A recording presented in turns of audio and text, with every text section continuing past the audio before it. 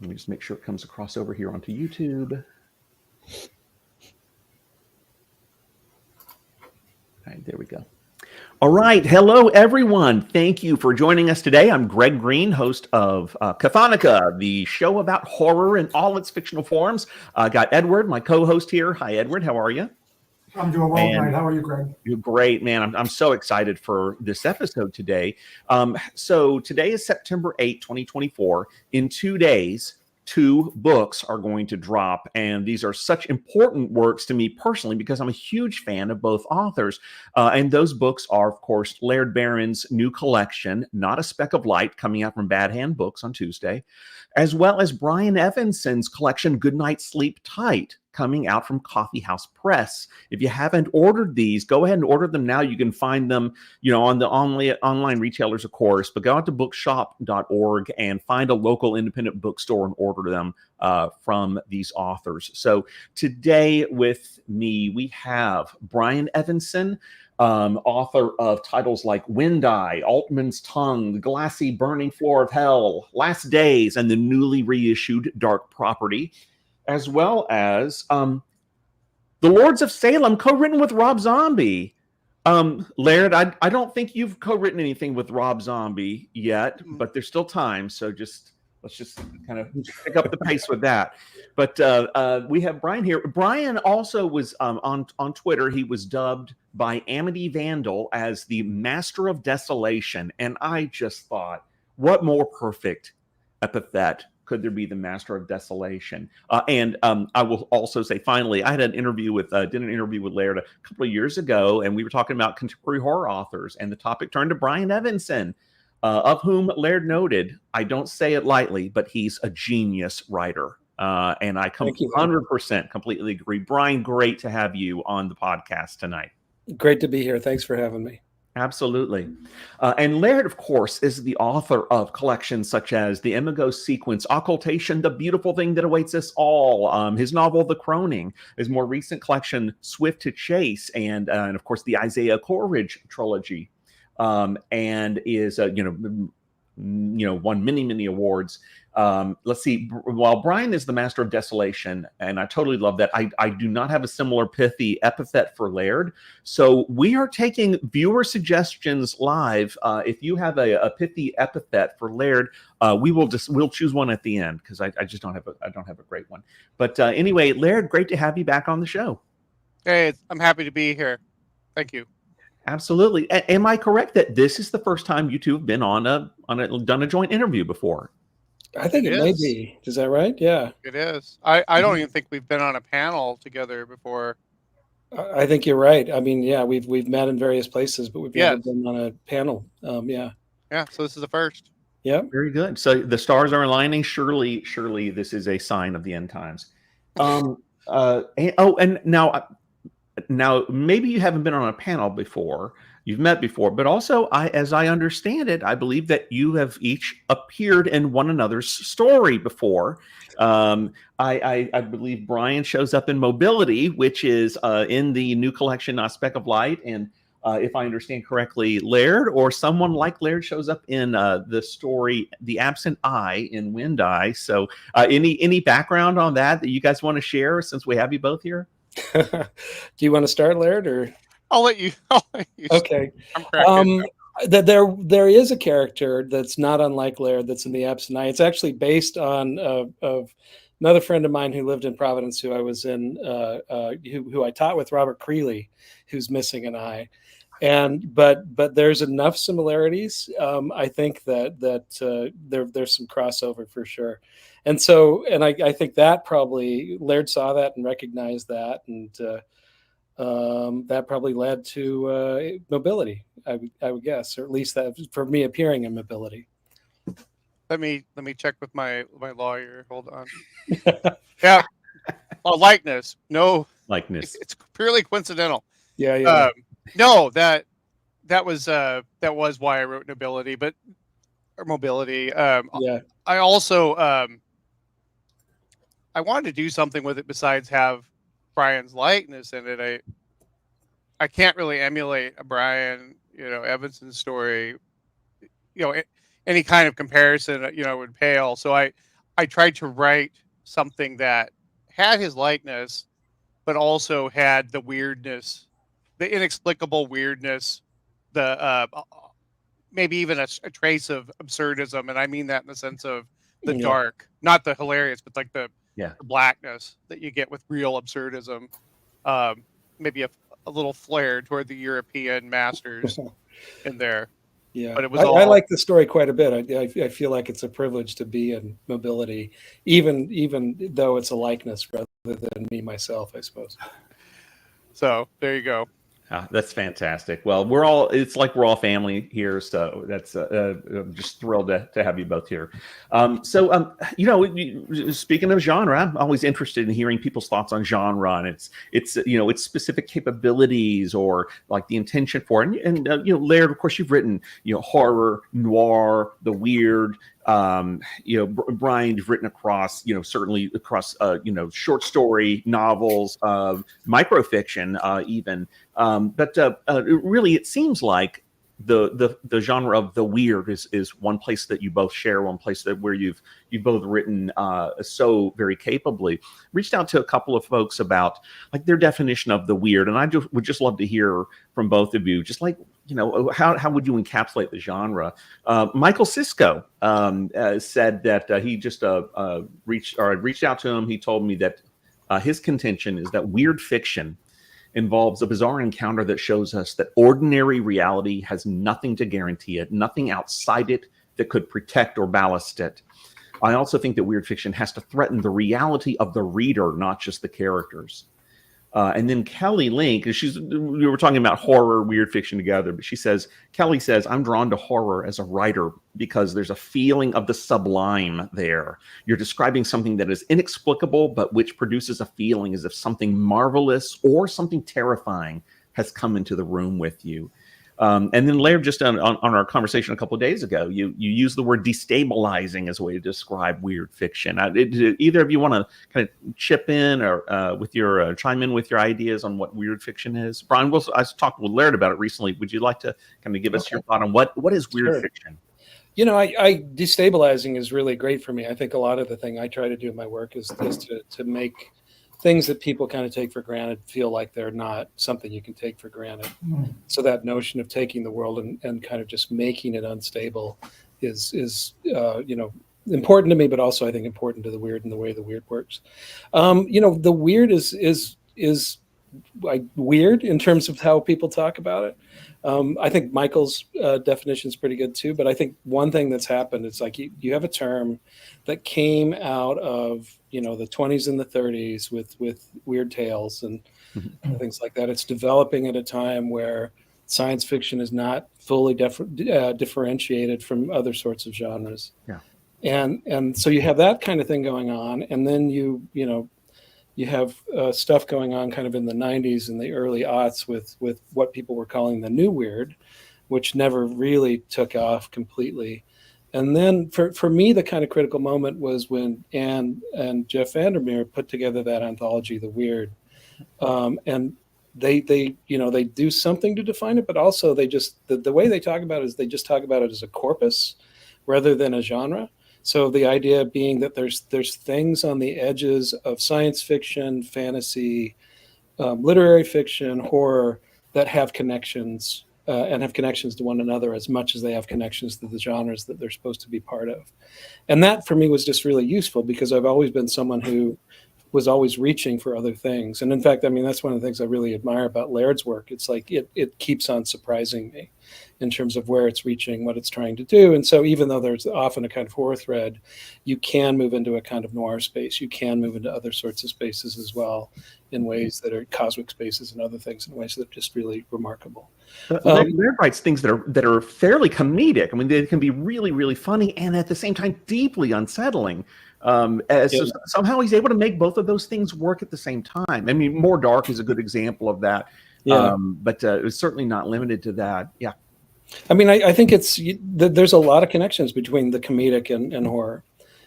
There's a lot, both are doing something to the reader in a particular way with affect. And so I think that's part of it is it's like, I think a lot of horror writers I know do have a really good sense of humor that comes out in really disturbing ways in their work. And Laird is certainly one of those. That has John Langan written all over it, not in his stories, just in his personal demeanor. So yeah, Laird, anything you want to add to that? We just talked about it a couple of days ago, but I'd love to have you kind of recapitulate that. Yeah, just to backtrack for a second, I actually think for all our differences in execution and technique, Brian and I actually intersect maybe more than almost any of my our contemporaries do when it comes to the things that we write about. We have a lot of similarities. We really infuse our writing with noir, or maybe we're writing noir and we're infusing it with horror. Mm-hmm. But I do see that a lot in the Western, you know, or outdoors. You know, there's a strong outdoor men's adventure element to a lot of his stories and mine. I think our biggest differences are simply how the delivery mechanism or the techniques that we use to reach our goals. But as far as weird fiction goes, I mean, Michael Sisko. You know, I'm not somebody to ever argue with Michael about scholarly things, and particularly horror and weird fiction. My take on the weird in general is that it is distinct from horror, related to, but distinct. In other words, I don't think there's an implicit threat necessarily in horror, just because, you know, I have a tendency to take it that direction because I'm a dark soul. But I grew up reading what I would consider weird fiction, the Conan stories. Sometimes they were tinged with horror or you know, those types of elements, but are dark fantasy. Other times, though, they were almost purely adventure, but they were still weird. Same thing with I would say John Carter of Mars. You know, the Barsoom stuff. Almost never any horror in it, but it's certainly weird. Michael Moorcock's Elric. There's horror in some of the stories, but he doesn't rely on horror all the time. So yet it's always weird. Sometimes it's horror, sometimes it's fantasy, but it's always weird. And so for me, weird, the overarching concept of weird is just that it's, like I said, destabilizing. It's destabilizing to our perceptions of reality, and maybe even contravenes what we consider to be the immutable laws of nature. The reason that I separate it partially from horror, at least like they're in their own compartment, is because horror doesn't necessarily contravene anything except it transgresses. Horror can be, you can totally understand what's going on and go, that's why this person did this horrible thing. It doesn't necessarily mean that it has to be a cult. There's like, you know, obviously psychological horror. There's slasher fiction. There's occult horror, you know, religious horror, etc. That has a supernatural component. But horror exists outside of the supernatural just as readily. Weird fiction, for me, it's not so much a question of whether it exists outside the framework of supernatural events, but it defies our understanding. It defies the rules in a way that we can't make it work. Do you guys? I agree with that. I think that there's one of the great things about. First of all, I agree that we have a lot in common in terms of what how we think about things, and there's executions a little different. But I definitely identify with what Laird's doing on the page. But I do think it's like you know, that there is this real distinction between horror and weird, and a lot of it has to do with knowing and not knowing. And you know, so much of what's interesting in the weird is this thing that you can't quite take in, that you can't quite make sense of ultimately, but that still resonates with you and kind of haunts you. You know, and that brings me around to another thought I have about it, is that, you know, weird may or may not have an explanation sometimes, but that's also a function of we hop genres, and by we I mean authors in general. A lot of times we'll slide from one genre to another. Therefore, the story starts out as a crime story, and then it turns into a horror story primarily, or maybe it becomes a fantasy story. But I do feel that horror is about revelation. I mean, the dark heart of horror is very often, I never knew that the old ones walked among us, or I never knew that everybody in the apartment building wanted me to get pregnant so that they could have Satan return to Earth. I didn't know that I couldn't trust the milkman, and now I know, and now I'm really depressed about the whole thing. I am in shock and horror. Weird fiction, you may just be left not knowing, you'll never know the motives or everything can be remain inscrutable. The only thing that's not inscrutable is what it did to you, but you may never know the why of it. You mentioned on our last conversation, you defined horror or said that one element of horror is the ineffable is quantified, but that weird, you don't necessarily get any kind of definition. But that idea of the ineffable being quantified, I love that. Right, and all I can say about this, it's still tilting at windmills or trying to grab water because these things mix and match. They slip and slide. The water doesn't stay in one place as you turn the jug over. It's moving around in there. So this is not. I don't mean it to be authoritative. It's just that's how I think about it when I think about this stuff. Do you guys feel that? I mean, I came to both of you through horror, right? I wanted to read horror books. Do you feel like it's reductive to call you horror writers at this point? Is it too limiting? I don't. Okay. It doesn't bother me. No. Yeah. Oh, okay. I have no problem with. I've had people say you're a weird fiction writer. I'm like, hey, great. Others say you're kind of a crime writer because they've never read they only read the Coleridge stuff, and I'm fine with whatever people say. Yeah. It's just nice to be called something. Yeah, for real. Yeah, I think to be known for something is better than not. Yeah. Charles Darwin, of course, propounded the theory that we're all descended from a common ancestor. As writers of horror, crime, dark fantasy, the weird. Now, who would the common ancestor be for the both of you? Who would you go back to and say, yeah, that's you can see his or her writing clearly kind of coming through into ours? Who would you think that would be? I'll leave that to Brian to start. Thank you. I gotta think here under the bus, buddy. I mean, that's a hard question. I mean, I think just. For me, it's probably Kafka. But the other person I would say is if you go to Poe, it's like there's so much going on in terms of different genres with Poe. He's inventing the detective genre, basically. He's doing these kinds of other things that are more kind of like horror-like. And then he's also doing, just more straightforward kind of almost literary stories at the same time, but there's always a kind of dark edge to them. And so there ultimately, I mean, I feel like so much of what is going on in horror and detective fiction goes back to Poe.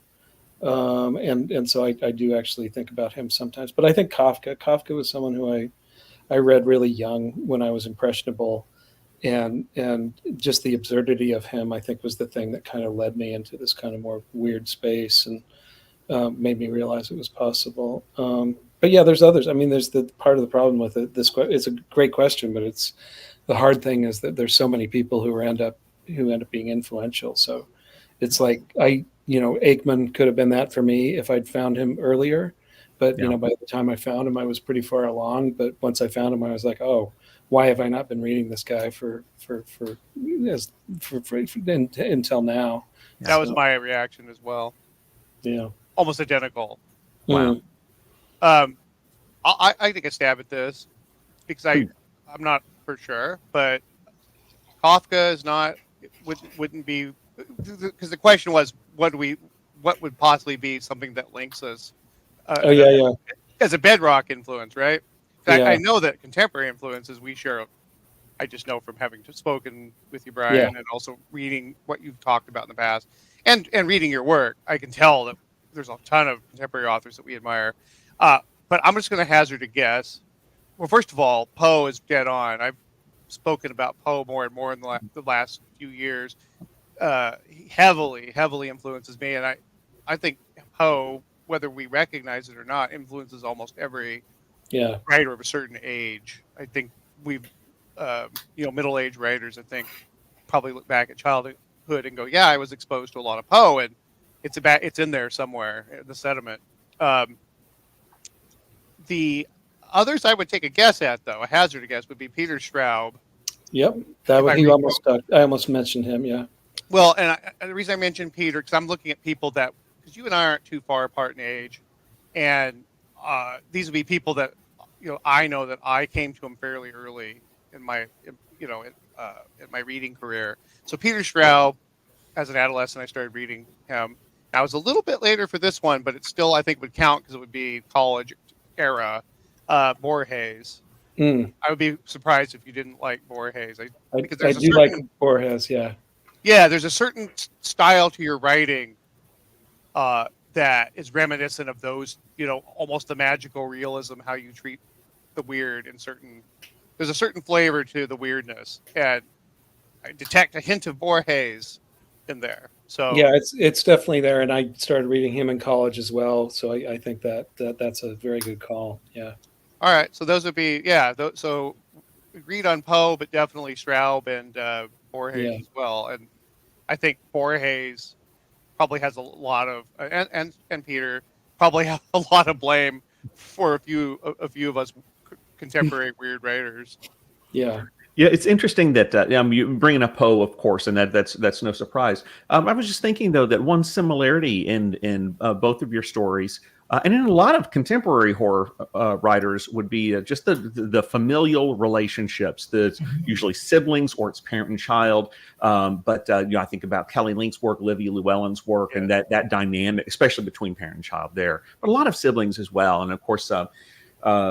Brian, I think a lot of your collection, A Good Night's Sleep Tight, really focuses on those familiar relationships. But I don't think of Lovecraft or Poe as really focusing much on that. And then you get into, at least by the time you get to, Stephen King, there's a lot more of that.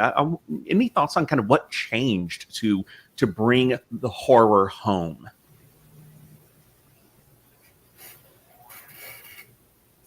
Like something that, like a kind of a reflection on the 1950s or something, or people opening up about how hard how traumatizing families can be. I mean, it may be partly that. I mean, I think it's also, with someone like Lovecraft, it's like if the horror is something that's incredibly distant, and doesn't care about humanity, then that's one sort of thing going on. This and then as you start to see it as something that can kind of come closer to the skin, then I think family's just the natural place to look for it. But I'm trying to think if I can think of a turning point where suddenly people were doing that more, and I don't know that. I mean, I think it's always been a strand. Shirley Jackson certainly has that. There's the story by her in which the husband comes back. I'm forgetting the name of the story, but he comes back from a trip and she decides it's not her husband. Yeah, that's a beautiful story. And that kind of impulse, this kind of defamiliarization of the things that this kind of uncanniness of the home is something. So it may actually tie to Freud and the uncanny and things like that. I don't know for sure. I don't see there being any contemporary turning point or modern turning point that's a particular note, just off the top of my head. I agree about Shirley Jackson. I mean, to me, because I lump it all together, it's the estrangement and the threat. So estrangement from and the threat posed by family and friends. That's the worst, the idea of betrayal. And you see that in Thomas Tryon's work. You see it almost in almost all modern horror to some degree or another. Stephen King, of course, is a culprit. A lot of Clive Barker, these fractured relationships that crash upon the rocks of some kind of horrific event. Things are going bad, and then the ship runs aground on the reef of madness, essentially. And you have the in the hills in the cities, the couple. Yeah, they're at each other's throats. Guess what? Then they run into the dueling cities, and Peter Straub has a lot of fractured, families. Obviously he's more contemporary, but the guy was writing this type of stuff since the 70s. So T.D. Klein, there's fractured relationships. Michael Shea, like I could, Flowers in the Attic. I mean, the bottom line is family. The horror of the family whether it's really subtle like Shirley Jackson and it's more of a psychological weirdness, paranoia, or whether it's Stephen King and they're, in a little town surrounded by cornfields and they're really mad at each other until they have to team up. I mean, even in cinema, you look at Straw Dogs, dynamic between the husband. I mean, that's borderline a horror movie right there. I mean, that's absolutely. almost everything Peckinpah does or did. So I'm sure that a scholar could dig into it and go, no, it happened in this year. But for me, I can't think of a time when it wasn't present, in modern writing. Yes, yeah. Chaz notes that in the comments here, I think it's the World Wars, and certainly, yeah. I mean, obviously, that so much of history kind of hinges on the wars and the impact of it during and after. I think it even goes back further, and that's a good point, but it goes back further. I mean, right, yellow wallpaper. I mean, women being committed or treated, stuck in a room somewhere because they have the vapors or whatever. They're insane. They're unstable. I mean, this is an old idea that your family's the one that's going to lock you in a tower or hide you away from the world or marry you off or burn you alive if you can't find a husband. On and on and on. Your stepmother's going to murder you. I mean, it goes back to fairy tales. I mean, so the idea of family sucking, it's very venerable. That's true. Certainly it's part of the Gothic in the 18th century. That's a big thing. It's like, you marry the person who ends up just exploiting you in various ways. Right. Gothic, right. The heroine with the candelabra. I mean, that is right. Bluebeard. Yeah. But fairy tales, it's all through fairy tales as well. So I mean, so it may be that the kind of impulse to have it not be about family is kind of the anomaly rather than. For sure. Very good. Thank you. Very good thoughts there. Turning to Brian, your new collection, Good Night, Sleep Tight. What can readers expect from your new collection? Well, I mean, there are a lot of stories that are related to family, but they're strange families in some way. There's a lot of stories about artificial humans or post-humans. So there's kind of science fictional elements, there's horror elements, and then there's some literary stories. It's a kind of strange mix of stories, but they're all talking to each other in terms of thinking about what it means to be a mother in particular, but what it means to kind of interact with family in a world. And then I mean there's a lot of I think it's a horror forward book, I would suppose. I'd say, but you're not saying science fiction, a horror forward. I have not heard that phrase before. Can you? I've been watching too many fashion shows or something. It's what I would say is anytime so there are some very science fictional stories in here, but they all have the mood of horror. And even if they kind of move into a weird space, it's like that's kind of the mood is there, which is, I think, one of the remarkable things about horror as a genre is it pairs so well with other things, partly because it can be so mood based, certain kinds of horror anyway, that it can do that. So I feel like if you pick up my new book, I mean, you're gonna run into stories that feel like they're written by me, but hopefully it's moving in slightly different directions. And the idea, as I was putting this book together, I was really trying to think of it as more than just a assortment of stories, and think about it as how are these stories talking to one another, which I would actually say about Not a Speck of Light too. I feel like that is very consciously threading different things together, and even threading connections back to previous books of stories in ways that are really interesting. That's right. The stories in Good Night, Sleep Tight were written between 2014 and 2022, but almost all of them, the vast majority of them, were really 2020 to 2022, which is, of course, during the pandemic. What was the pandemic's impact on the stories that you wrote during that era? I mean, the pandemic was a strange time in that at least for me, I mean, you are suddenly around people that you feel close to, but around them a lot more hours of the day. Yeah. And that kind of makes you think about family and the way that family works. I had a lot of friends who thought they had good relationships, and during the pandemic, they things fell apart.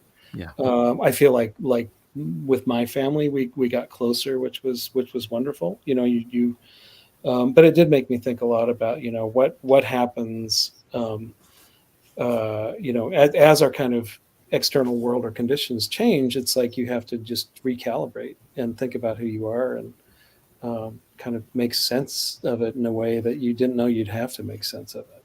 Mm-hmm. For Not a Speck of Light, Laird, of course, your stories were written over a little bit broader range, like 2013 to 2021, I think. Can I interrupt you just for a second? I really want to talk about Brian's collection before we go on. Oh, yeah, sure. If that's all right. Oh, absolutely. I've got a lot of questions about Brian's collection as well, so please go ahead. I would just like to offer my perspective of it. I've been reading it. I still have some to go because my life is just upside down, but I've read plenty to have an opinion. And so just for people who have never read Brian before, this will be no news to people who have. It's going to be weird. It's going to be very, very dark. It's going to be threatening. There are slivers of humor in it. There are family relations. He has a very particular style, a delivery mechanism, I said at the outset. Very compact way of presenting a story. Brian gets to the point in his stories. But in this particular collection, and I obviously I don't want to give anything specific away, but I want to speak in general terms. What I picked up so far, I'd say I'm like about 3/4 through. There's a through line, and I think all good collections have a through line. Collections, for me, the best of them, if they're not a best of, which is a separate beast, but if they are, no, this is a reprint collection that I assembled for should have a specific purpose in mind thematically. Destabilization is a big part of it, but also I know I'd have to decide what this means, but paralysis, ineffectuality are very, very prevalent, are present threads through lines through the collection so far. Returns to paralysis or the inability to act time and again, helplessness. Also, the idea of predestination versus free will, I think is a very powerful undercurrent, which if it were someone else writing it, I would think it's subconscious, or maybe even coincidental. But considering your background, Brian, how you were raised, the stuff that you've had to deal with in your early life, at least, that has to be percolating in your mind, the idea of free will versus determination. Predetermination. And so those are those are really important components of this collection, and they ramify. The way that they work with some writers, I feel like they're going back to the well, not with the great writers though. The great writers, it's the great musicians where this is my murder ballad album. We're gonna have a bunch of or I'm gonna do a western. I'm gonna do a western album. There's gonna be horses and cowboy hats and six guns time and again in these stories, but there's an interlocking, I would say, effect, a kind of a meshing that occurs, and there's a recurrence that, like a good speech, you go back, you hit on points that you developed earlier, and the effect I think it's going to have for people who read Brian's work before is to be very, very familiar and like I'm settling into a book by one of my favorite writers. This is, I'm in good hands. And I think with somebody who hasn't read Brian, they're going to be disturbed because the effect that it creates is, and I'll toss predation in there, the idea of the predator-prey relationship in a very, I would say, parasitic or I don't want to say vampirism, but the idea of the kinds of predators that latch on and will bleed you. Hagfish, leeches, mosquitoes, certain types of lamprey, things like that, spiders. The idea that you'll be numbed, you will be immobilized, and you will be devoured. That is that's what you're going to be confronted with. Oh, and I also detect some Ramsey Campbell in there. There's a story in there about a guy that his car breaks down. He goes into a very mysterious town. I'm like, this is Ramsey Campbell. You are the first person who has realized that that's my response to a Ramsey Campbell story. So I didn't pick up on that. I just picked up on the feel of it. It's your own thing. I mean, I love the idea of retrofitting other. Oh, absolutely. Me too. Yeah. Like found art. I think for me, that's even the height of it. But I picked up on, there's some Ligotti, obviously, but it's a Ramsey Campbell setup. You're absolutely right. I mean, that's very smart way to read that story. So what some of the things that Laird is saying, I do think it's like that sense of helplessness and paralysis probably are things that came from the pandemic, that we were tapped into that in a different way than we've been before. The one other thing, and in a clinical setting, I mean, there are one or two that are really specifically clinical that are just terrifying. And if you've had weird medical problems or procedures, then so it's something that those ones all feel a little too close to where I want to be in some way. Mutilation also fits into your or disassembly. I mean, that's why I wrote mobility the way I did, because that is it's always lurking, not in every story, but it's like it's lurking. It's never that far away. You're right. Yeah. Right. There's a story about the child and the keeper, and I'm like, we have the mutilation theme going. So and the father, right, and the parent-child relationship, and how untrustworthy that is. Yeah.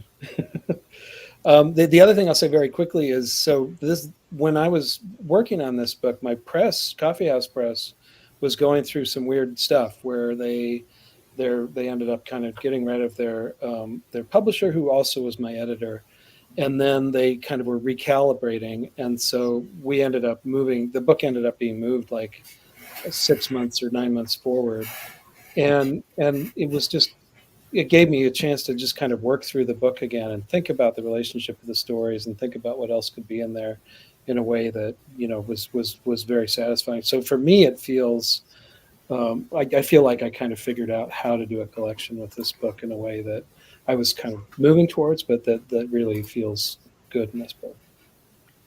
There's definitely some strong themes that I noticed in your book, Brian. The parent-child relationship is seen over and over again. In particular, it's the young, or the character in the position of being a child, having to come to terms with the true nature of their forebears, and not only do they discover what their parents are really like. There are a couple of stories in there, in particular, where the children have reason to believe their parents are in some way villainous, or they're doing something that it looks horrific or deeply immoral, and then they themselves go through their maturation process and realize, I'm going to have to carry on after them and do the same thing. This horrific realization of what real life is like.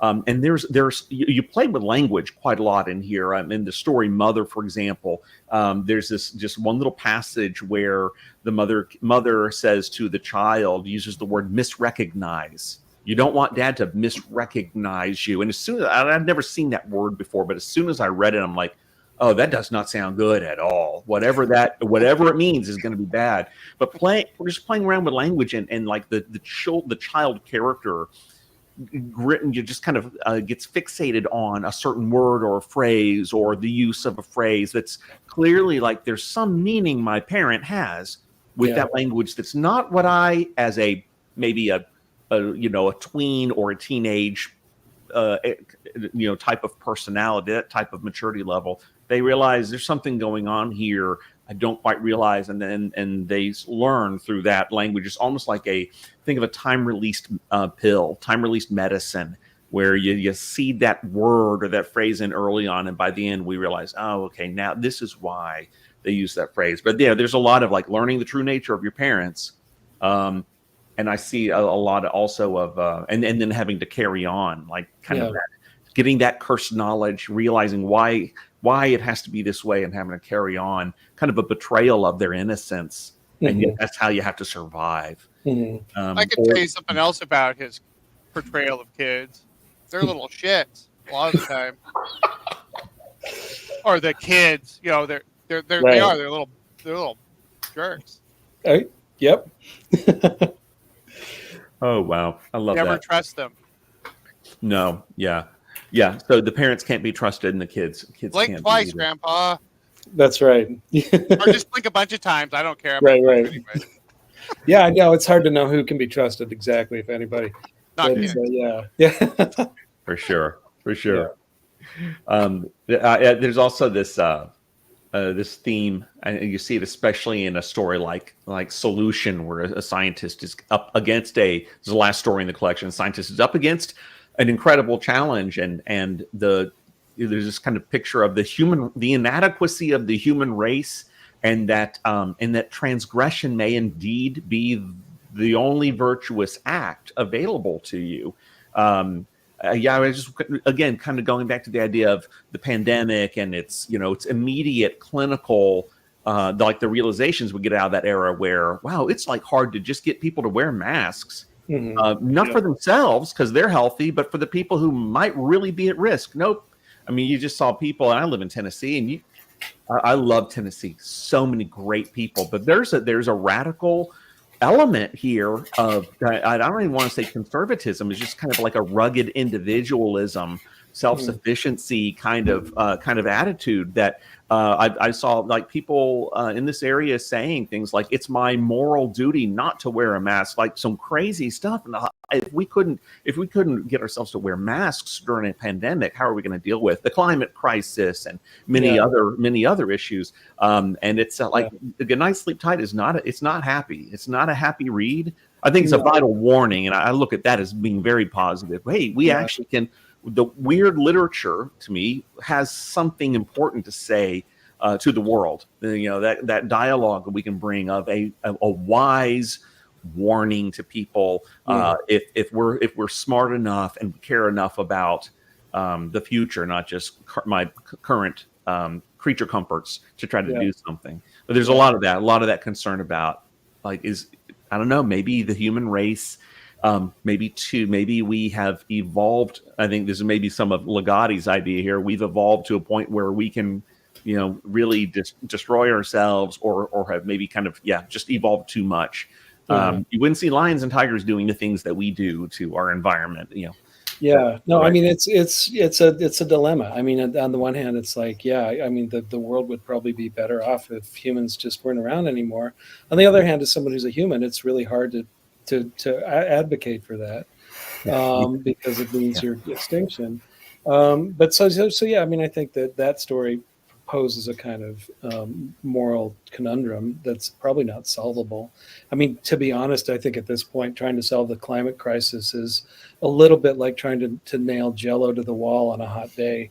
It's just, there's not enough. I think things are going to have to get a lot worse before they can turn a little bit. And it's partly because people are still very interested in figuring out how much money they can make from it, Yeah.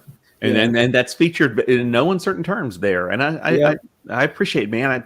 I appreciate the bluntness of saying that in one story in particular. Thanks. Yeah. It's 106 today in California, which is about at least 20 degrees warmer than it normally is. And so, it's something that I find myself thinking about more and more. Hey, Brian, I have a quick question for you. I really enjoyed the glassy burning floor of hell, and that the Warren too, but I think the Warren was older. Have you tackled more of those kind of topics, like ecologically burned out futures, more as your career has progressed? Like, have you become more interested in the catastrophe of the world in your writing? Yeah, there are more in the later books for sure. So, I mean, you have some post-apocalyptic stuff with stuff like the Warren, which I think the Warren was probably 2012 that came out.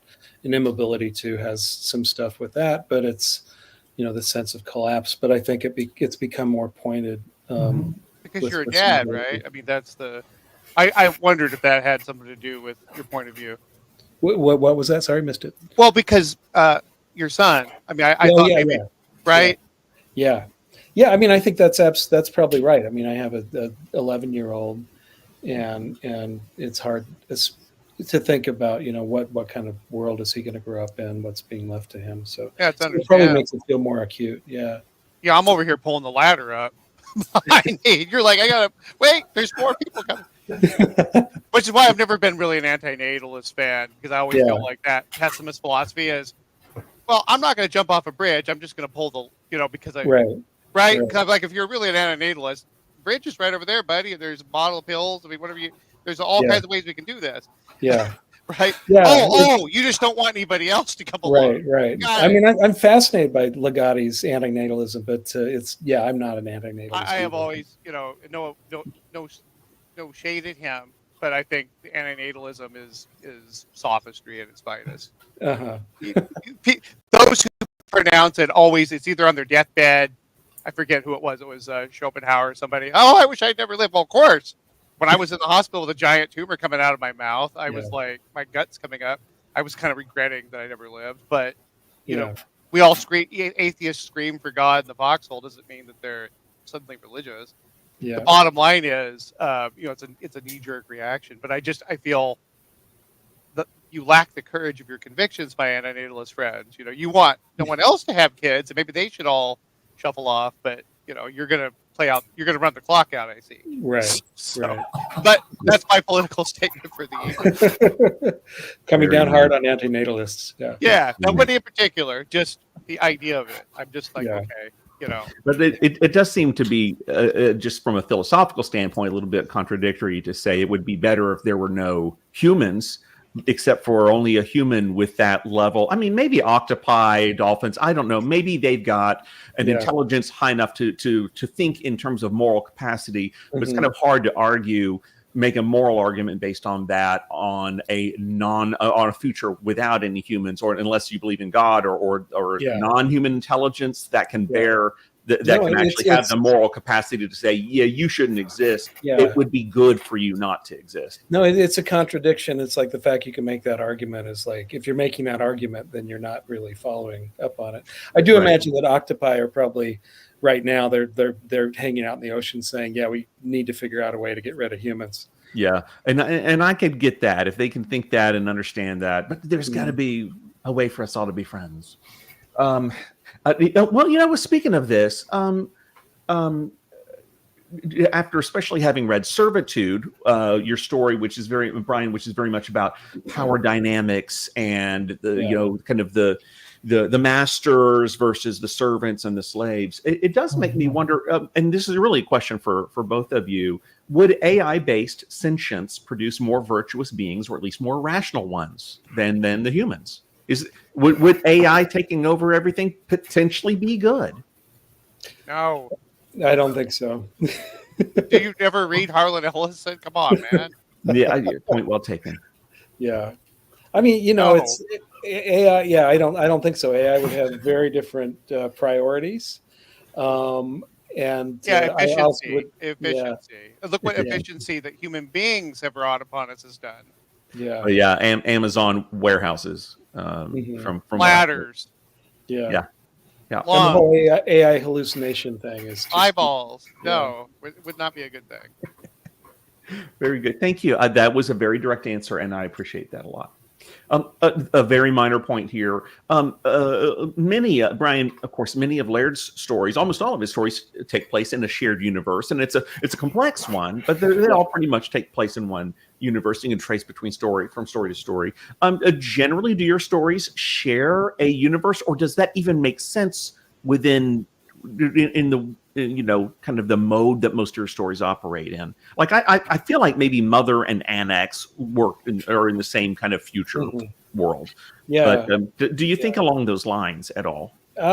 Sometimes I do. There are certain things that I return to, and there are, what I would say is there's certain stories that feel like if they're not in the exact same universe, they're in adjacent universes and that communicate in some ways. But no, I mean, I do think that's actually one of the things I admire about Laird's writing, his ability to kind of create this broader canvas in which all these things could potentially be going on, and that we can follow Jessica's story kind of from place to place. so that it almost feels like over the course of like 3 or 4 collections, I'm reading 3 or 4 novels at the same time. Yeah. But yeah, so I think with me, it's like there are moments of the coordination like that, but it's not very precise in some ways. It's more family resemblance than anything else. This actually, I sold the rights to a Glassy Burning Floor of Hell for TV, and the conversations I had with the producers is over and over again. They were like, "All right, but can we think of these stories as occurring in the same universe?" And trying to figure out a pattern that would make it work. And ultimately you kind of can, but it's also like you have to, it's I'm less interested in that than in the thematic connections. Brian, I really felt like that To Breathe the Air. I think they should make that into a movie. I don't know if they're going to turn that into the TV show, but man, that thing would be perfect for a movie. Yeah, I'm glad you like that. Yeah, I really like that novella. So it'd be fun to do. But I don't know. It's in the limbo that everything is in. So yeah. Sure. Yeah. All right. Well, best wishes on that. I would love to see, really, especially short horror and weird fiction being adapted to the TV series. Just to me, it's a no-brainer. We at least got a little bit of it with Cabinet of Curiosities, Guillermo del Toro's series, and I think it did well. I was surprised they didn't renew it for a second season, but I think the responses I've seen to it were pretty strong, and there was definitely a couple of really, really terrific episodes in there. Mm-hmm. Well, turning toward Not a Speck of Light, Laird, what can your readers expect from your new collection? I think it's probably a few degrees one direction or other from Swift to Chase, and probably I would say maybe a step closer to, in the sense that I think the stories are it's less of a mosaic, although everything is sort of connected regardless. But with Swift to Chase was pretty oblique as a collection. If it hadn't been for the through line, I think it would. I think people would have been even more thrown. This one, I think it has quite a bit of recognizable genre elements. In the traditional sense, there's a few very strange stories in it, but there's also a pretty steady, I intentionally put a dose of, the 3 to 5 act structure, especially like in the most, in the original. It's a very strange story, but there's a recognizable structure. I mean, that's one thing that I do with this collection, probably all of them to some degree, is I focus on characterization a lot. Mm-hmm. You have, and I think part of that is I've never, until the last 7 or 8 years, I really actually specialized in between 8 and 30,000 word, 25,000 word stories. So a lot of characterization. I could have, or chose to have, a larger cast of characters, maybe more than one plot going on at the same time. In other words, I treat a lot of my writing like compact novels. Swift to Chase probably has quite a few shorter pieces, but I have that habit of trying to thread that needle between somebody like Stephen King, who gives you a 5-page backstory for the janitor who's going to die as soon as you get the backstory, he's dead the next page, and a minimalist, somebody like Ben Lurie, or somebody who's like everything is allegorical or metaphorical. The policeman's a moose. The moose is a policeman. We don't really know his name. Rocky. There you go. You're happy he's got a name. But the point of the story is it's going to be 5 pages long, and it's going to hit you with, some kind of a moral lesson or philosophical conundrum. My stuff is very much, I grew up reading heavily plotted, not necessarily good, but heavily plotted stuff by Edgar Rice Burroughs, Robert E. Howard. The name of the game for fiction in the pulp era up until the 70s, and I would say cinema follows this, is that whatever you think about the plot, the characters all emote expertly, the actors do, and everything is like the scaffolding is immaculate. Even in the most we've been watching Ellery Queen mysteries from the 70s, which was Jim Hutton, father of Tim Hutton, plays out Ellery Queen, and there's nothing dramatic about nothing dramatically good about it. You can pretty much guess what's going to happen.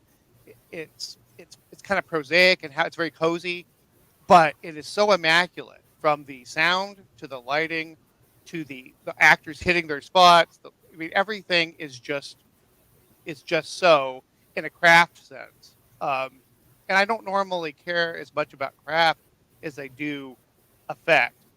But the fact is, I grew up on that. Edgar Rice Burroughs, he may not be a great novelist by literary standards, but he hit these marks. Robert E. Howard was a really good writer who not only hit his marks, but it was also very poetic in doing so. Yeah. And crime novels are nothing. At least the stuff from the 30s on into the 70s and 80s, they're nothing in general, if not for we're going to tell you, if it's a whodunit, we have to have it all plotted out meticulously so it all makes sense. If it's noir, there's going to be certain effects and techniques throughout the story that are conventions that they may play with them, like Chandler sometimes played with things to the point where I'm not really sure what if the Maltese Falcon if I can resolve that logically. But in general, though, there were certain craft elements that were always present in cinema and in literature of the mainstream genre throughout the romances. I mean, I learned how to write probably as much by reading Rosemary Rogers and Barbara Cartland and early Danielle Steele or Susan. I think it's Susan Collins. I'm thinking of. She did Hollywood or Hollywood Wives. I learned so much just from reading or Harold Robbins. God help me. They knew how to tell. It could be whether it was smut, romance, science fiction, Louis L'Amour westerns, Max Brand. They told stories immaculately, and I picked up on that.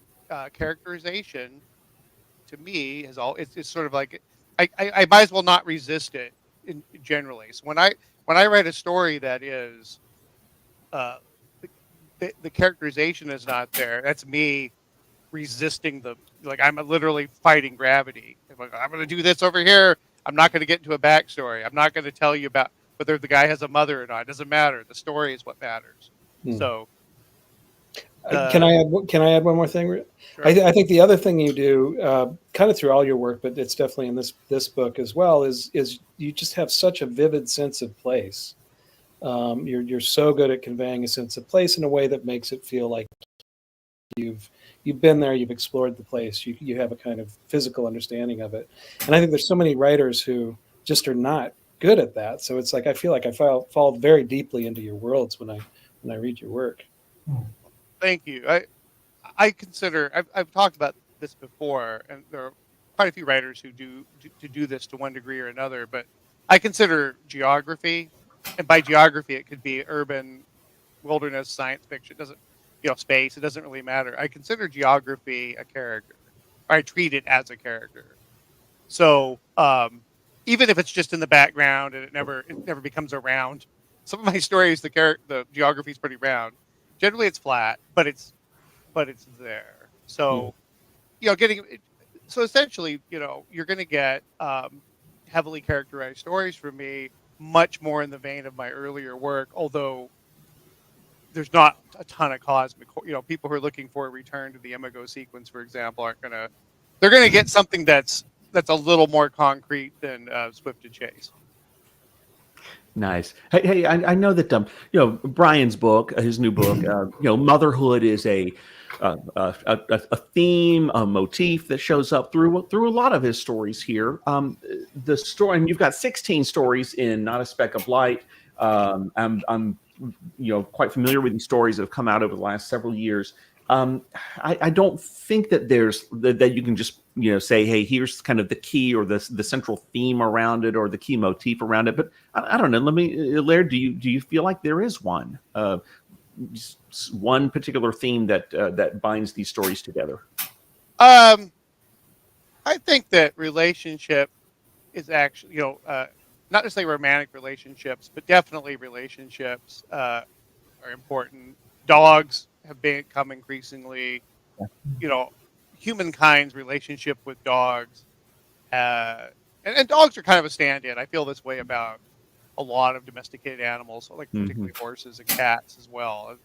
I love animals in general, but yeah, this is a little looser. I think the themes are more contained within it's broken up into sections, and I think each section really strongly, even more so than Swift and Chase obviously did it as well. But I think each section is like it's almost its own thing, and then there are threads that tie the sections together. But no, I think you'll see there's several recurring themes throughout it, but there's not a central thesis. Edward, I think you had a couple of questions you wanted to ask about stories here in Not a Speck of Light. You want to go ahead? Yeah, thanks, Greg. Laird, a couple things I was wondering, and one of the stories that was new to me, I don't know when you wrote it, but The Blood in My Mouth, I just thought that thing was amazing. Was that a way to try to connect all these various, all the different worlds and mythologies? Like it was Coleridge's sister, but her parents seemed different than his parents, so maybe like alternate universe sister. And then I felt that her parents maybe had escaped from the place like pre the Big Whimper. And it also seemed semi-autobiographical. So what were you trying to do with that one? That's a common question from my critics, actually. That might surprise you to find out. What the hell is he? What was he thinking? Why? Yeah, all of the above. I wrote it before the Coleridge novels. I wrote it mostly to stupefy and confound S.T. Joshi, who was at the time asked me to write a story, and at the time I had grown quite weary of writing, Lovecraftian stories. I felt like I had done what I wanted to do at the time, not necessarily forever, but just I did my 3 collections. I'm a very intentional, deliberate kind of guy. That's what I had to say about it, and now I'm moving on. But he has quite the obsession with Lovecraft, and so I really pressed my luck with the broadsword, even though it is quite Lovecraftian. It was still maybe a tiny bit too literary for him. He was getting really nervous until he got to the gruesome parts. He was like, there it is. But so I said, oh yeah, here's one for you. Here's your Lovecraftian story, you son of a gun. And he took it, and it's not fucking Lovecraftian whatsoever, but there you go. I threw in a couple, cyclopean vistas in the back. There you go. Is that enough for you? But if you throw in the word cyclopean, that pretty well does it. We're done. Actually, I love to do things like you got to have, it's got to be Lovecraftian to fit the theme. I'm like, all right, some characters were watching, The Lurker at the Threshold, or somebody was reading, at the Mountains of Madness, and then anyway, back to my X-rated, more, my fairly pornographic, Roman gladiatorial dark fantasy. So anyway, underground fighting or whatever. But anyhow, yeah, I was just working with several things, but you are spot on. It's dealing with multiple universes. The implication is that the parents did escape. That's not our Coleridge. That's the family. That's a Coleridge family. And as you'll notice, Dad's not he's not an old, very old dad, military guy. Not a ex-fighter pilot, colonel, or what have you. But there are other elements that are really similar. But it wasn't meant to be a key. It was just me fucking around like I like to do. Nice. The other one, and I like to bother you on the Patreon, I characterized In a Cavern in a Canyon as a Western. I read it again when I got the art for Not a Speck of Light. You got the Clint Eastwood references. You have a high noon. The end of the story is the very high noon kind of whatever with the black light bulb. Do you feel like that's a fair assessment of it? Yeah, because I don't get hung up on what something is or isn't.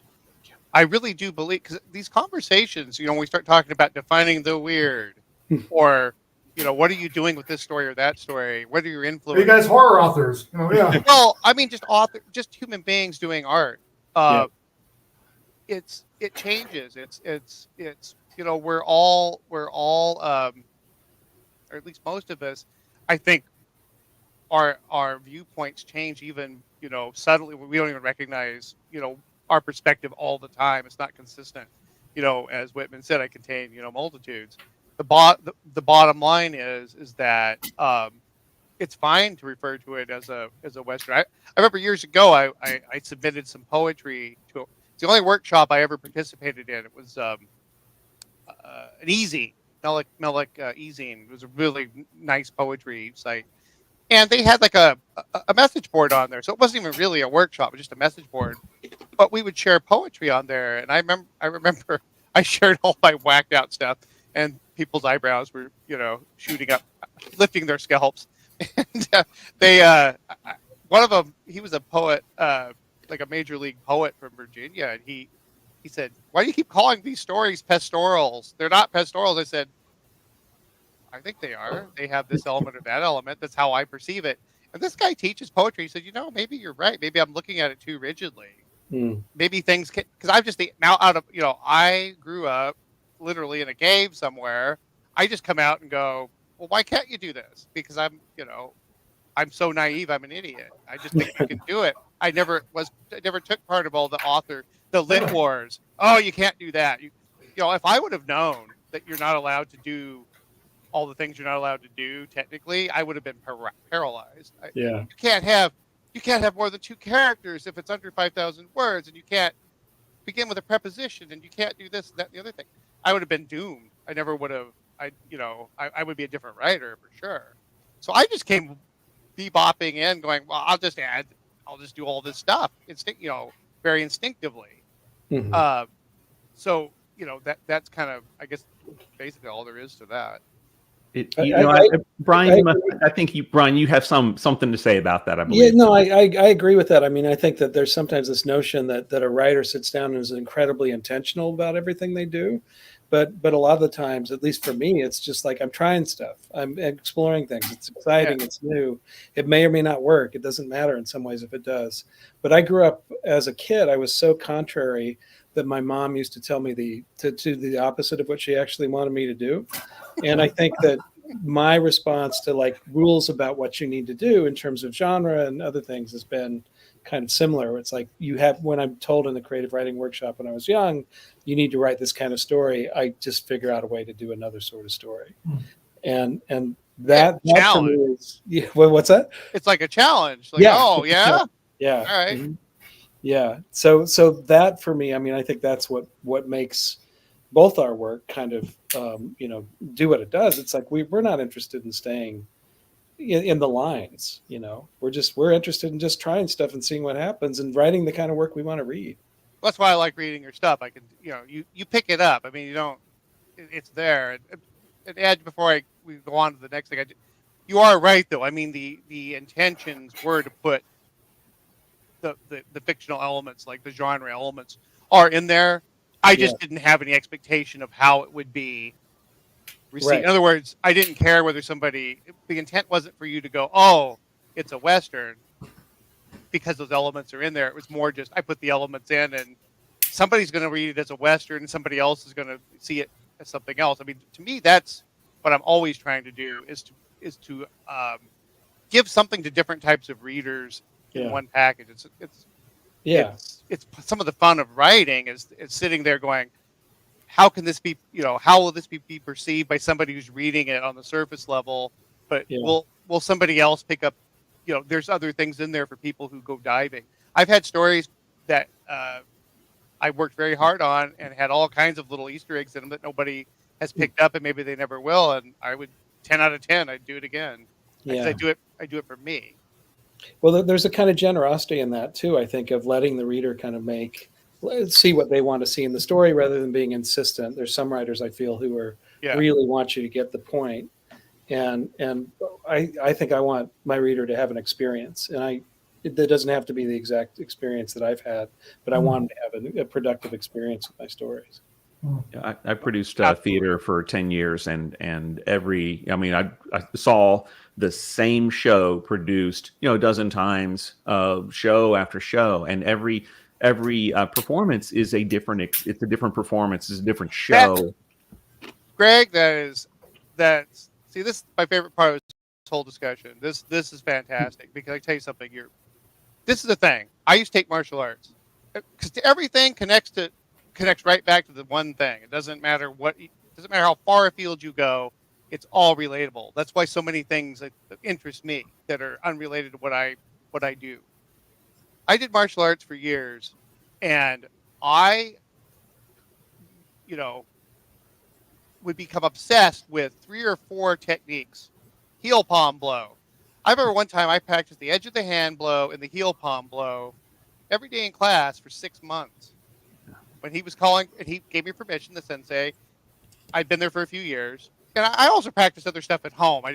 But when I was there practicing, between 1 and 3 hours a day, 6 days a week, 6 months, I threw thousands and thousands of edge of the hand. When he called for a front kick, I threw the edge of I threw a chop over and over and over. Overhand chop, vertical chop, horizontal chop, chop to the kidneys, the ribs, the throat, the bridge of the nose, wherever. And then I did that with the heel of the palm for months and months and months because I came from a background of mushing sled dogs, repetitive activity, just like sitting on a tractor. You're tilling. You have to just be disciplined, and you go to the end of the furrow and you turn around and you come back. You're not going to do figure eights or helixes out there to entertain yourself. You are going to stick to your plan, and there'll be a payoff. There'll be a crop. You'll win a race, whatever it is. With martial arts, it was, I'll be able to defend myself if it ever comes to it. I have approached that with writing. You've just touched on it with watching a reboot of a play. The same play, they have to be a reboot, just different people doing it or different nights. There is infinite variety within even the smallest acre of tillable land. There is infinite variety in that. And I think that I could write, somebody asked me, why do you write tough guys, hard bark characters? I said, because I will never run out of things to find out about them. And I will never, ever perfect writing about them. And I think for me, that's the key. I never did perfect the edge of the hand blow. I was way better than everybody else in the class at it, but I was still a speck in this. Bruce Lee would have said, no, my son, let me show you how you're supposed to do it. You will never achieve perfection. And so when people, get bored with whatever they're doing, I understand evolving and moving on. That's a form of seeking perfection because you don't discount what you did before. I do not leave in my wake my cosmic horror phase, my Lovecraftian phase. I incorporate the things I want from it. I shed the skin, take the innards of it. It's still with me. That alloy, or it becomes an alloy with all my current stuff that I'm doing. And guess what? I'm going to shit can this stuff and do my dark fantasy. But I'm going to take the innards and the blood and the maybe the gristle of what I'm doing now, and that's going to infuse what I do next. You cannot achieve perfection. Your dark fantasy work, and I've read all of the dark fantasy stories that you've published so far, including if you include the Rex stories, it's 10 to 12 stories or so, and it does not sound like the stories from Imago Sequence, Occultation, Swift to Chase, Isaiah Coleridge, but I know it's Laird's voice. Sure. But it's distinct, and yet there's a continuity there, and I to me that's just fascinating. Maybe it's the preoccupations of the stories, or I don't know. I just know it sounds like Laird. I just feel like that's why the really, really my favorite writers, because there's a difference. I was a Robert Parker fan. I love Spencer, and there's a certain Parker could really write when he wanted to. But there's a certain level of regurgitation with some of the pulp stuff that I grew up on and love because they were writing for a paycheck and they figured out a system and they would deliver that experience. And publishing, it's their fault. Commercial publishing pushes writers to basically fit into a mold. And if you want to keep your house payments going, if you're at that level, you write those. John D. McDonald, another one of my favorite writers, was quite capable of jumping all over the place, different tactics, different techniques. But he also, a Travis McGee novel was going to be a Travis McGee novel, generally speaking, after a certain point. And I differentiate that, though, from people who return to a theme and they keep trying to. This katana will never be sharp enough. If I sharpen this thing for 1,000 years, it'll maybe disappear because I've whittled it down. But it will never be as sharp as it could possibly be, no matter how much of my life I devote to sharpening it. And I feel like Brian does that. Peter Straub does that. Stephen King does that. Dick Cave, the singer, does that. They return to a theme to try to perfect their understanding and explication of that theme, and that's why I like a lot of the writers. Kelly Lang, John Langan, they come back to that, and but they add something to it. Sometimes it's a step back. I think that's part of the experimentation of art, the risk, and other times it's you move forward, maybe you move sideways, but they're constantly trying to build upon and perfect what their obsessions, what they're obsessed with. Yes. Brian, any follow up to that you'd like to add? I just agree. I mean, Laird's just mentioned a bunch of writers that I really like, and I think that's one of the reasons I like them. Is it's like there is this kind of, they have things they're interested in, and they're almost, the excitement in exploring them is palpable, and something that you can share. I mean, with Laird as well, I think that's something that you see in his work. There's things he returns to that don't feel like repetition to me. They feel like a new exploration of the topic. But yeah. I mean, I think I feel like there's two kind of strands in horror. And one strand is the person who's trying to write the horror novel that's going to check all the boxes. Yeah.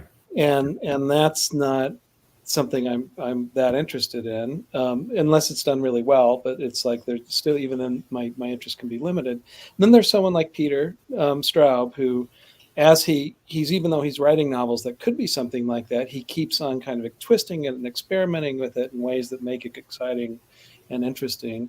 And then there's a bunch of us who write short stories as much as we do novels. And I think one of the reasons we do that is because you can have this kind of exploration where you kind of jump into a topic and explore it, and then go on to something else, and then echo it back with another story in a way that feels different than a novel. So yeah, I mean, I feel like what's going on with some of the people who want to be on a bestseller list for whatever genre is just like, it doesn't have that much to do with what I feel is all that interesting in the genre, unless sometimes it does by accident. There are people who end up on those bestseller lists just because people have misunderstood what they're doing. Stephen Graham Jones. Yeah, Stephen Graham Jones. Hear what you're talking. I'm like, accidental bestseller. He's been deserving of being commercially recognized for probably 30 years. Yeah. And he hit it, 4 years ago? Yeah. He changed nothing about his writing. That's right. He writes what he wants to write. He is who he is. Yeah. And they finally caught up to him. I think that can happen, that people finally catch up to what people are doing. And yeah, Stephen's a great example where he, he's it took him like $30 for people to catch up with him. But yeah. So if you have persistence, then that can happen. I mean, the same thing honestly happened with me, where when I published my first book, people talked about, this is going to be a good writer as long as he stops doing all this morbid stuff. And then I just was like so stubborn. I just kept on doing what I wanted to do. And eventually people, that's what they recognized me for. They're like, they suddenly, things change. And I don't know what it is that, I don't think you can really cause that change to take place. I mean, with Stephen, I guess it was a question of, he had the right publisher at the right moment, and there was something in the zeitgeist that, with something like The Only Good Indians, that was probably the first one that really broke out. Yep. Mongrels almost did, but for some reason didn't quite, or not as much anyway. And then just something happened; it just really worked. So yeah. Yeah. What really happened is he never stopped. Right. Exactly. Yeah. So I think persistence and being, true to your vision is something that, Yeah. Hopefully someday it pays off. But it's also like, I don't think Stephen was writing those books to be a bestseller. He was writing them because he wanted to write them. Yeah, I've gotten to have a few conversations with Stephen, and he, when I asked him about what genre does he consider himself to be a part of, because he does write horror, a lot of horror, but also crime, dark fantasy, science fiction, etc.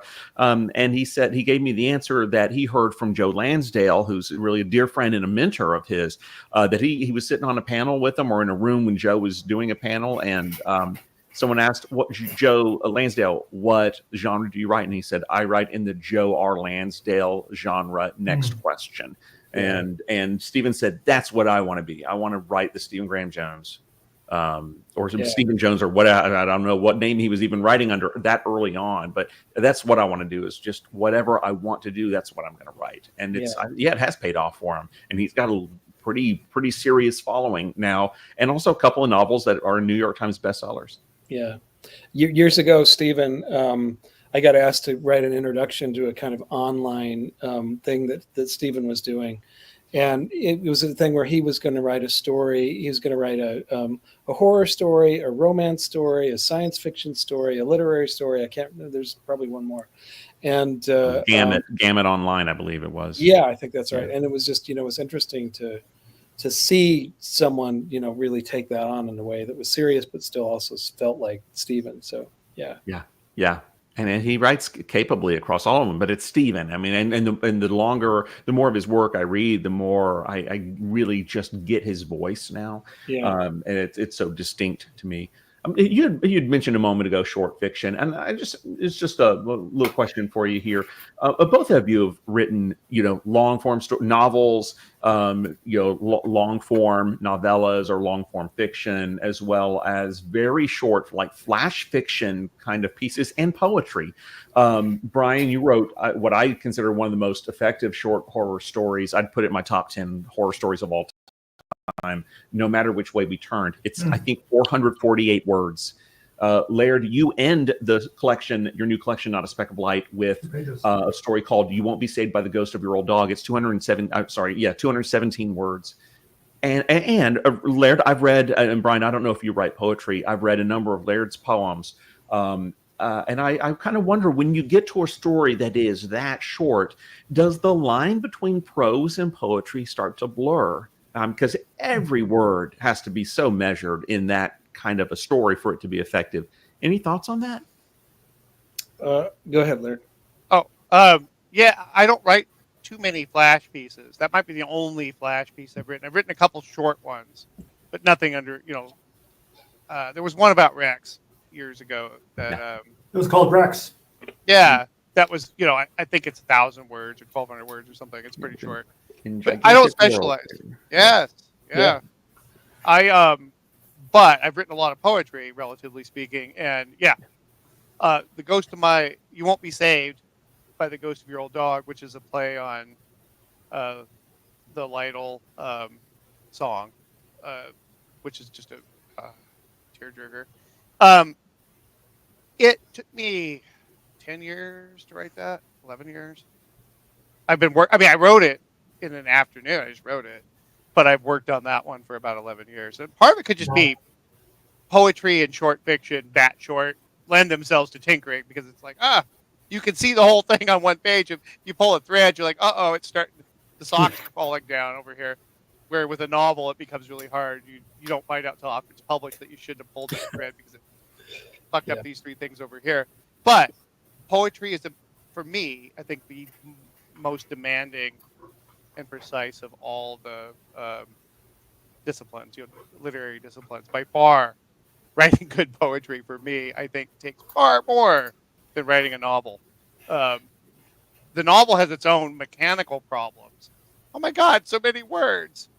But a poem, every word, there is no room for really good. If you want to be a really good poet, there's no room. And I feel like, you're trying to write something that's say 1,000 words or under. I don't think it's quite, obviously it's not quite as exacting. The microscope is pulled out a little bit, but it's still, you can see more of the piece, but it's very difficult. I don't plan on doing lots of it. Yeah. You actually took I think a year just to work on writing poetry, I believe, right? I did. Yeah. Well, Just to I kind of wrote a lot. I guess like martial arts, right? Just practicing and I practicing. upset, and it made me a much better. I had written a 285,000 word trunk novel, which I didn't know it was a trunk novel at the time, but blessedly it was. I sobered up and went, yeah, that's going to go to trunk, and then I'm going to bury the trunk. But I wrote while I had it out on submission, and keep in mind this is back in the day where you print out. I think it was Times New Roman double space. It was like 1,000 pages. So it's just like 3 telephone books, and I was just sending it out. So I spent a year writing poetry, because as I would get feedback, I didn't really get much feedback, but the feedback I did get, like, this is not going to work. This is not. I'm not there. And I had started thinking ill of it. Every time I come back, I'd look at it and go, yeah, it needs to be rewritten. But I concentrated on poetry, and I felt like that was grad school for me. Was the poetry writing? Yes. Brian, I think I interrupted you. Sorry. Go ahead. No, that's okay. I don't know what you interrupted me saying. So, yeah. So I always have thought of myself as more of a short story writer than a novelist, and I don't know why. I'm drawn more to that form. It's partly that I like being able to do a lot in a small space. There's a certain payoff for that for me as a reader. I love reading short fiction as well. I love reading novels if they're good novels, but there's so many novels I read where I think this would have been a much better novel if it was 100 pages shorter. I do think that there's a kind of affinity. The shorter you get, it feels more and more like poetry potentially. Mm-hmm. And it's more and more demanding. I have written some poetry, but it's been a lot of years. I do agree with Laird that it's just like it is to write good poems. It's very very, very demanding, and it probably is the most demanding of the genres. It's funny because I think Laird is someone who you strike me as someone who's very capable of doing short stories, but also when I think of like the Isaiah Coleridge novels, you're very capable of doing a kind of novel that has some width and breadth to it, and then kind of comes together in interesting ways. So I think that's actually pretty rare. I do write novels, but I feel like the thing that I'm always most comfortable in or always go home to is the short story, which is financially is not the best home to have, but it's okay. Amen. Edward, I think you had, and folks, we're starting to wrap it up. If you have questions that you want to ask, go ahead and throw them in the chat. Also, I'm still looking for more suggestions on Laird's most fitting epithet. We've got a couple so far. I'd love to have 1 or 2 more. Edward, go ahead. Yeah, so I was going to ask you guys, in real life, I'm a therapist, and I think the appeal of both of your writing is that you often include either little flourishes or a lot about mental health. Right before we sat down, I cooked up a little list. Like Laird, in Hallucigenia, one of the older stories, Wallace was prescribed antipsychotics. He encounters the horror in the barn, and some psychiatrist tries to give him an antipsychotic. Lagerstadt was like half a therapy session. Tiptoe, the guy's childhood trauma is panic and generalized anxiety. I love the way you wrote that. You kind of said like the claws rended into his muscles or something. Brian, I've not read Father of Lies. That's on my list, but I understand there's a lot of therapy in that. Yeah. Your story and Song for the Unraveling, I think it's called Born Stillborn, where the guy had dreams of the fake therapist or whatever. And then I really appreciated the eponymous story of the new one. The guy keeps repeating, I'm not traumatized. I don't need a therapist. And it was like unsettling, but also kind of funny because he just like, of course you need a therapist. You need to go do something with this. Why have you guys written so much about mental health kind of over the breadth of your careers? Because we don't have as much of it as we would like. That may be it. For myself. But no, think about it. Poets are depressive. And I think horror, I think there's some perfectly well-adjusted people writing horror, but I also think that trauma probably plays a role. Not to conflate, but you are what you eat, and and life leaves its marks upon you. Sometimes you can't see them, but they're there. So in my case, estrangement from my family, a lot of my family, very unpleasant experiences with fundamental Christianity growing up, isolation, and I've actually, talked to, like, I highly believe in the healing potential of medicine and of therapy. Whether it's with a professional, professional, or whether you're just smoking some chronic with the, with a sympathetic ear, I do believe that it's important. I've certainly never been adversarial. I see that a lot in horrors. There's an adversarial relationship between characters and their therapist, or drugs, or and I mean like therapeutic drugs. Very often it seems like it's fraught. But then again, so are relationships in horror. That's pretty a go-to. The couple is very seldom a team. They're at each other's throats, and then they have to come together or fly apart even further. But yeah, so for me, it's really what you see is what you get. I had a really We lost the sound again, Laird. We lost your sound. He'll drop off and come back on.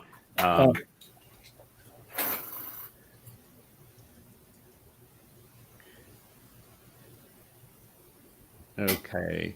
Sorry, man. I hate to break him up in the middle. I'm glad he brought up the topic of religion, because I want to ask you guys both about that. Okay. Okay. While we wait, he's. Well, I'll say. I mean, I'll answer Edward's question too really quickly, which is, I mean, I do think there's, as with Laird, it's like I'm an excommunicated Mormon, very happily excommunicated at this point, but that's definitely a process. It's not a simple thing, to kind of go through that. So I am a pretty strong believer in the usefulness of therapy, but I also, I mean, I do think there is.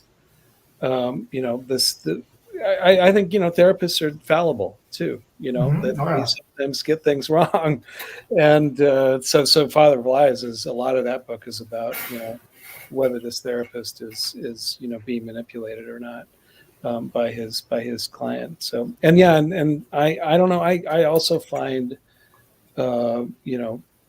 psychopathy endlessly fascinating, partly because it's just like it's so different from how I tend to think, but it's it's very interesting to just kind of explore, especially in a fictional context. It is not as much fun to explore in a real world context. I was telling Greg that we have these neighbors who are basically sociopaths who've done things like cut down our trees and things like that, and it's like. It's one thing to kind of have that as a TV show or something. It's another thing if you're having to live next to these people. Right. They painted the side of our house, the wall of our house. And then when we called them on it, they said, we should get to choose the color because we have to look at that wall more than you do. So that sort of thing. So yeah, I do think it's like, like Laird, it's like, it's what you see is what you get, I suppose. Mm-hmm. And that we both have kind of made certain breaks with our past that end up making and interested in therapy and mental health significant. Thank you. Laird, did you want to wrap up? We just dropped about 10 seconds or so. Nope, pretty much I think we're good. Very good. Well, just changing subjects real quick. You both just brought up religion. Now, I grew up in a fundamentalist religion, Christian religion, and continued to participate in a more progressive version of it. But for my experience with religion was overall really positive, and it continues to be embracing and inspiring, and helps me kind of stay on the straight and narrow. I'm very aware not everyone's experience with religion is positive or healthy. Both of you had some, to one degree or another, a fundamentalist background that you grew up with, and I'm just kind of curious, like having walked away from that, there is no cure for childhood, whatever your childhood is made up of. There are elements of that I imagine, continue to, be in your psyche. And I just wondered, like, what kind of impact did your childhood religion have on the stories that you write now? Brian, do you want to? Yeah, I can start with that.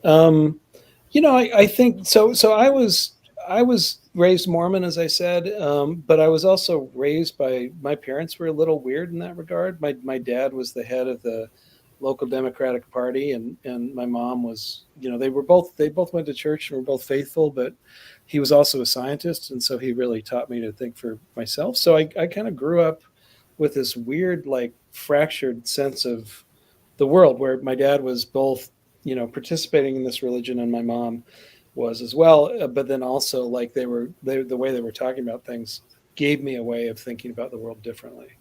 And so I think it was inevitable that I would leave Mormonism. And in fact, I'm the oldest of 5 kids. 4 out of the 5 of us have left, have officially left. So, Wow. I wondered if you would have been considered yourself a black sheep of the family, or if that was more of your siblings had that kind of reaction. I was the first one to leave. I'm definitely the blackest of the black sheep. I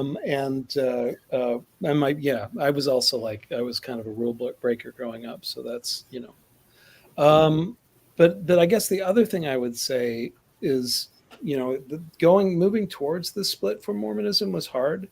But once it happened, it just felt like a relief. And I haven't felt like I had to look back. But at the same time, I think the thing that's happened in the years since then, it's been more than 20 years since I left Mormonism, was excommunicated, is that I've realized how much of that culture shaped how I think. The thing that Laird was talking about earlier about predestination versus free will, it's like that, the way I think about that specifically has to do with notions of choice that Mormonism is very much forefronts in terms of a lot of the doctrine. And so I think what's happened as time's gone on is that I've seen more and more of these. I've been more grateful for things that I gained from it, even though I'm super happy to be out of it at the same time. Yeah. I see in Good Night, Sleep Tight, there are a number of stories where there's a real tension between the obsequious child, the brother typically, and the rebellious or transgressive child, who's typically the sister. And like, it's like you've got to be the rule follower to survive. But if you want to find the truth and at least in that sense flourish, you got to rebel. And again, it's like the sons do not they don't look very good in these stories. The daughter figures actually are the ones who are the transgressors and do. I do wonder if there's some, it's some kind of outworking of the current political scene or something out of that. But there's definitely that tension there. Like, in some ways, like, you really got to be the rule follower if you want to survive. But it's but it's the transgressor, the devil figure again. Like, the story ends with a devil figure or a guy who compares himself to the devil. Some really interesting stuff. So that transgression is it's necessary for a type of human flourishing, but it's also dangerous and painful. And then there's even this idea of, when one of your stories, the word ascension or ascend, the people to do what they need to do. When they make a choice in the story, they ascend. And there's that ascension is kind of putting them in a position ultimately where I guess they have to kind of carry this God-like responsibility on their own shoulders. Some really interesting, but to me, I can imagine that reflects a lot of your own experience of I think going to follow the rules, or am I going to follow kind of the dictates? I'm sure it does, and of course the ascension in that story doesn't work out all that well for many of the characters. But I think it's also like part of. So I have 3 kids. 2 from a previous marriage, and then Max, my 11-year-old from this marriage. And all the kids are just so different in terms of, there's one who's very much a rule follower. There's the second one is exactly the opposite of that. And then Max is a kind of somewhere in between. But yeah, I think a lot about that. I mean, how do you negotiate the world, and what's the right way to negotiate the world? And there is no right way, but it's just like, each way you do it potentially brings different sets of problems that you have to resolve. I feel like we need, and this is me, like I'm the obsequious one. Okay, I'm the rule follower. I'm in church every Sunday. My son Aussie, I have 22-year-old triplets. I have 2 boys and a girl. So they've grown up same age, same experiences, same background. My son Aussie's an atheist. I mean, he was my first to be baptized, and then in his early teens, he just started thinking, I think religion is basically an emotional response to human experience, and he eventually just kind of moved away from it, and I've learned so much from him as a believer, continuing to be a believer. It's give or in reading Laird's work. One of the things I appreciate so much about Laird's work is it's really making me think, okay, if I believe the world is, let's say, generally, like humans are generally good, the world is generally a good thing. Well, what does our experience of the world really map to the religious vision that I have carried on with it or not? It's really making me consider carefully my perspective and my beliefs. And so in that sense, even my son, an atheist, and me, a theist, have a partnership in understanding our own individual positions and what we can believe, given, what kind of the implications of our beliefs, given our presuppositions. So it's been like the conversation to me is just rich and wonderful, and I have enjoyed it so much. Yeah. So I have one child. My oldest child has stayed Mormon. My second child has left. My third child has had almost no exposure to it. In fact, when he was young, he used to call them the Normans because he just had no idea what they were. Nice. So that, I probably am thinking about that, those different responses. Yeah. Thinking about them and thinking about my own response as well. Yeah. And I it's as strange as it is. I again, as a theist, I feel like Aussie is what God has made him to be, which is someone who does not believe in God. It's kind of weird, but I think he's doing what he was built to do. It's that Aristotelian idea of the telos. He's designed to think in this way, and from my perspective, it's made me a better person. It's strange. I'm not really comfortable with thinking of it that way, but that seems to be the direction of my seeking of the truth anyway. Yeah. Anyway, thank you. That's great perspective. Laird, let's turn to you. And, I know that religion was a source of real contention in your family growing up. Yeah, I'm going to keep it really brief. Just put it this way. It's also pretty feckin' material ground for me to till as I get into my dotage.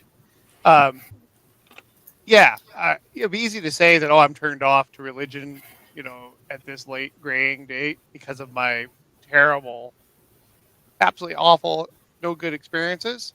But that's not true. I gave it the college try until I was in my teens.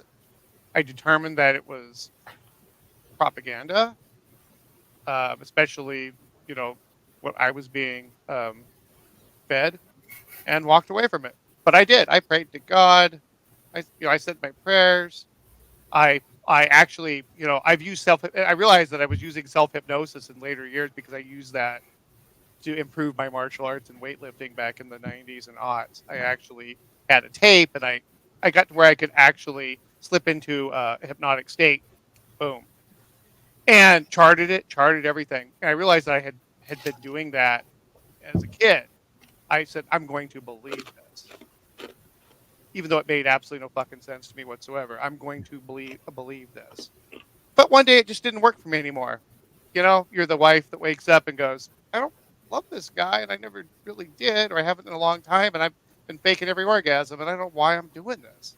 And you just snap out of it and walk away. Yeah. And you always ask yourself, what would you do if you there was a fire? Would you run into that house? I'll leave it here. I've had near-death experiences on at least 4 occasions since I've walked away from religion. The most recent being, dying, literally within hours of dying. I had plenty of time to contemplate it.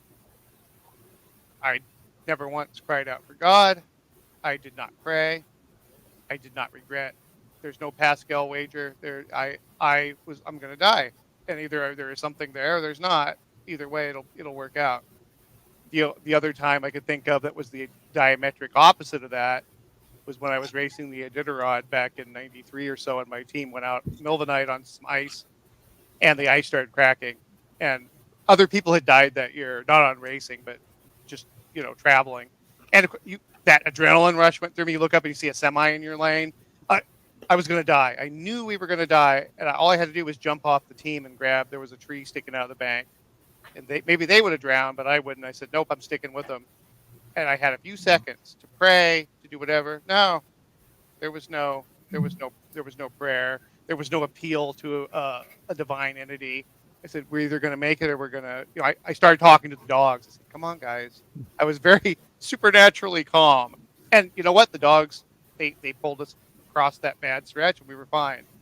I didn't recover from that for days. I mean, I was shaky and messed up for a long time. It was too much adrenaline. But the point is if it's affected me in any way, it just made me fearless about depicting the numinous and the occult and the supernatural in a very irreverent way. Wow. I love that. Awesome. Thank you. That wonderful responses. Thank you. I know we're just getting close to the 2-hour mark. I have just a couple of more questions, and Edward, if you have any others, please bring them up. This is kind of going way off in the left field here, but I have noticed that both of you have voice recorded have audio done audiobooks of your own work, or not audiobooks, but you've recorded your own work. Brian, you did Contagion and Dark Property. Laird, recently on your Patreon, you've started doing audio recordings of essays and some of your short stories. And for me, I know that most authors they're not professional voice actors. They don't do the same thing that a Ray Porter would do, for example.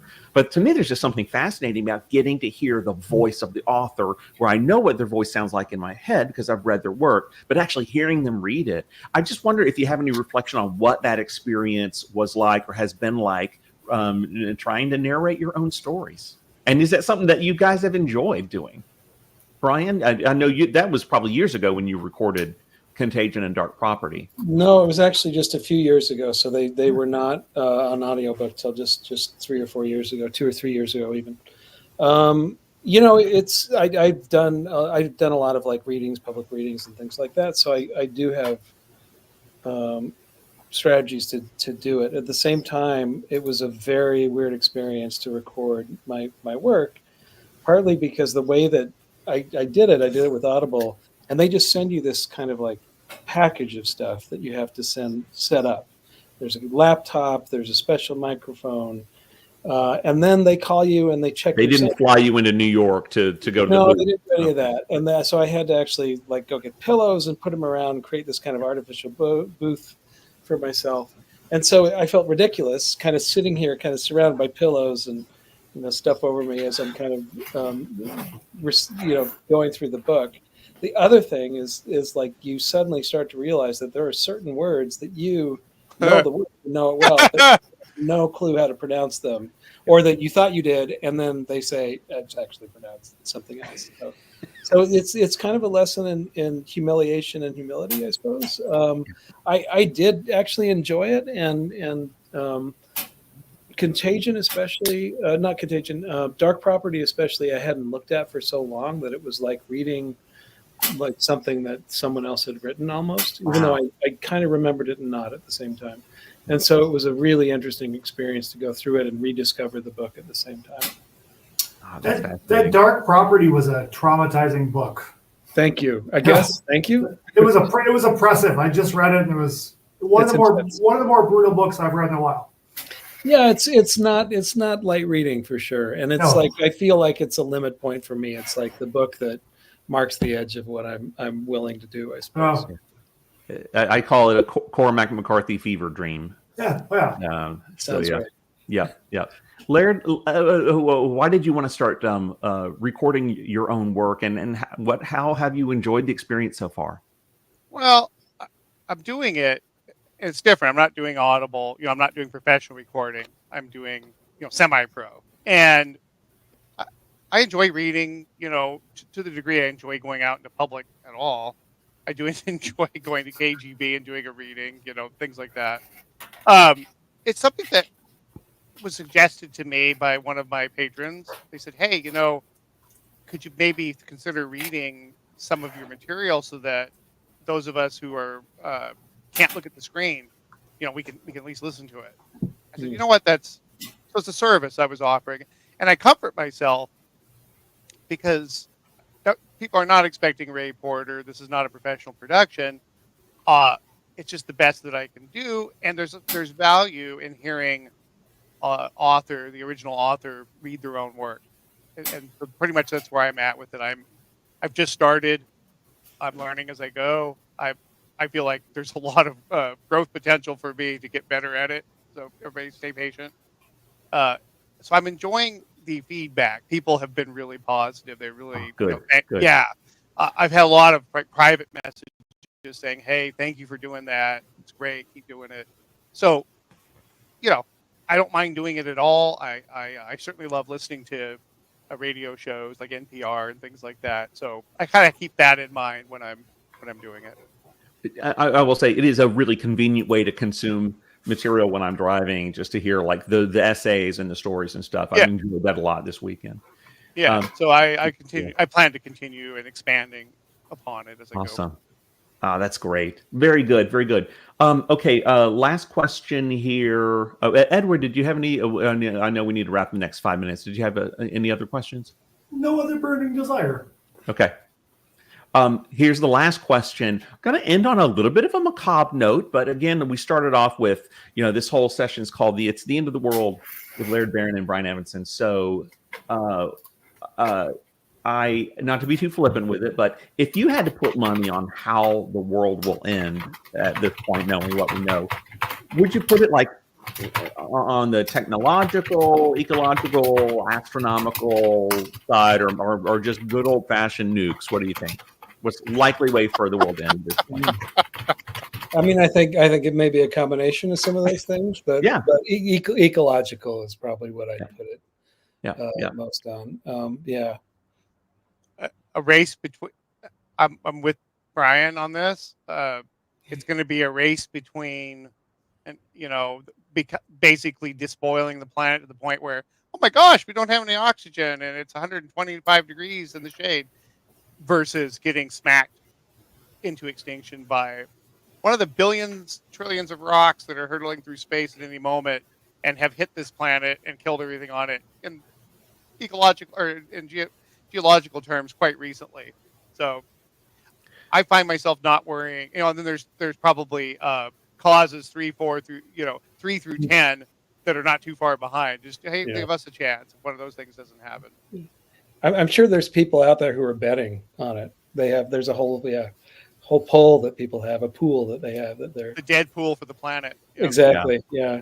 But I think it's going to be we're going to go out most likely, if we don't get hit by a rock, it's going to be a whimper, not a bang. Yeah. Okay. Thank you. Good to know that.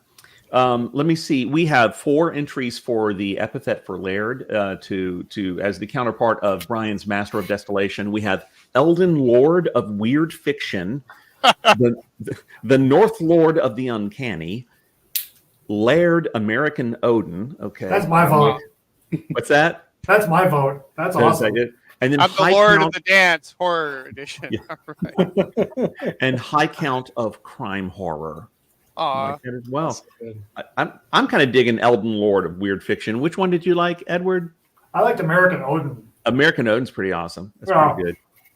Brian, do you want to? I'll let you choose. Which one do you think is the better? Both of those are pretty good, I have to say. But I like the first one. I Eldon Lord of Weird Fiction. Yeah. Right. So can you American live with that? Odin is pretty good though.